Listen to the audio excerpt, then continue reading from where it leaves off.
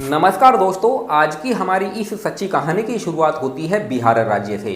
और इसी राज्य के अंतर्गत एक गांव में एक बेहद ही खूबसूरत विधवा महिला रहा करती थी जिसका नाम ज्ञानती देवी होता है। ज्ञानती देवी की उम्र लगभग 45 साल के करीब होती है। इसका पति नहीं होता है क्योंकि 5 साल पहले एक बीमारी के चलते इसके पति का देहांत हो चुका था। ज्ञानती देवी की एक बेटी होती है जिसका नाम खुशबू होता है।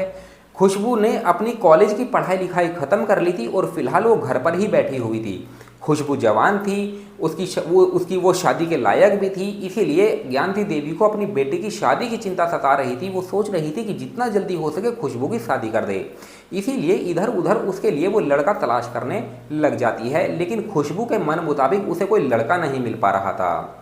दोस्तों, ज्ञानती देवी के अगर हम कारोबार की बात करें तो उसने घर पे ही रह के एक सिलाई सेंटर खोल रखा था और वहाँ पर काफ़ी औरतें, काफ़ी महिलाएं, काफ़ी लड़कियाँ सिलाई सीखने के लिए आया करती थी, जिस वजह से ज्ञानती देवी को काफ़ी अच्छी खासी इनकम भी हो जाया करती थी।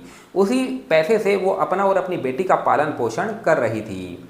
दोस्तों, कुछ दिन का समय जब गुजरता है तो एक पास के गांव की महिला ज्ञानती देवी के सिलाई सेंटर पर सिलाई सीखने के लिए आती है और ज्ञानती देवी से बात करना शुरू कर देती है।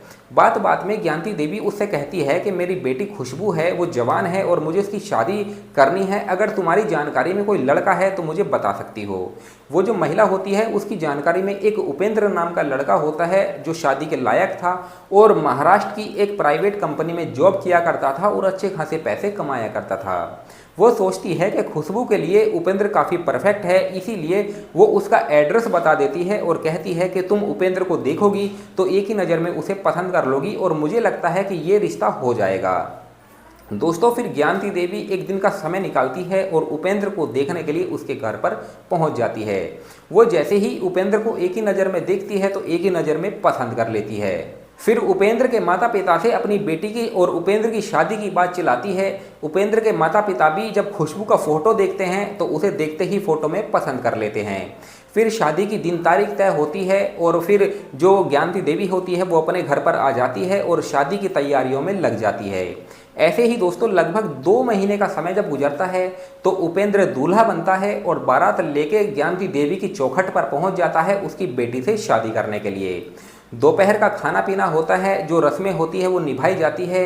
ज्ञानती देवी अपनी बेटी की शादी में काफ़ी अच्छा दान दहेज भी देती है। फिर शाम के वक्त विदाई होती है। उपेंद्र खुशबू को अपनी दुल्हन बना के उसको अपने घर पे लेके आ जाता है।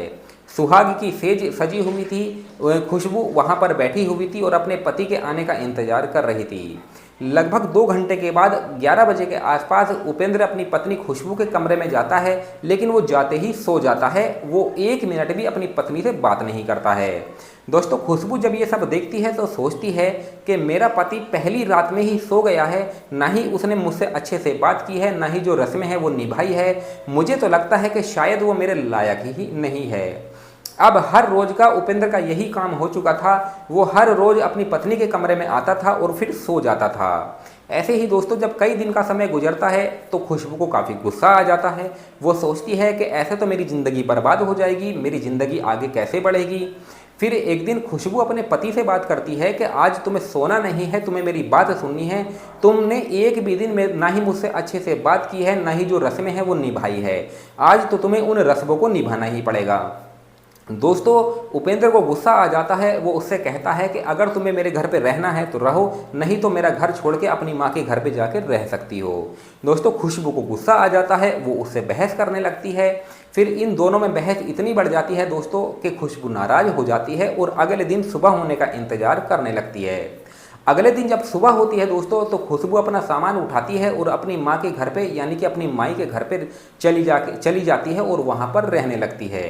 लगभग 1.5 महीने का समय जब गुजरता है तो उपेंद्र अपनी पत्नी खुशबू को लेने के लिए उसके घर पे जाता है, अपनी सास के घर पे जाता है। लेकिन जो ज्ञानती देवी होती है वो अपने दामाद को बंधक बना लेती है और उससे कहती है कि अब मैंने तुम्हें बंधक बना लिया है, तुम्हें यहाँ से मैं जाने नहीं दूंगी। दोस्तों, उपेंद्र उससे कहता है कि सासू माँ जी, मैं तो अपनी पत्नी खुशबू को लेने के लिए आया हूँ, आखिर तुमने बंधक मुझे क्यों बनाया है, ऐसी क्या बात है। वो उससे कहती है कि शादी के इतने दिन गुजर गए हैं, तुमने एक भी दिन मेरी बेटी से अच्छे से न बात की है और जो रस्में हैं तुमने अभी तक वो भी नहीं निभाई है।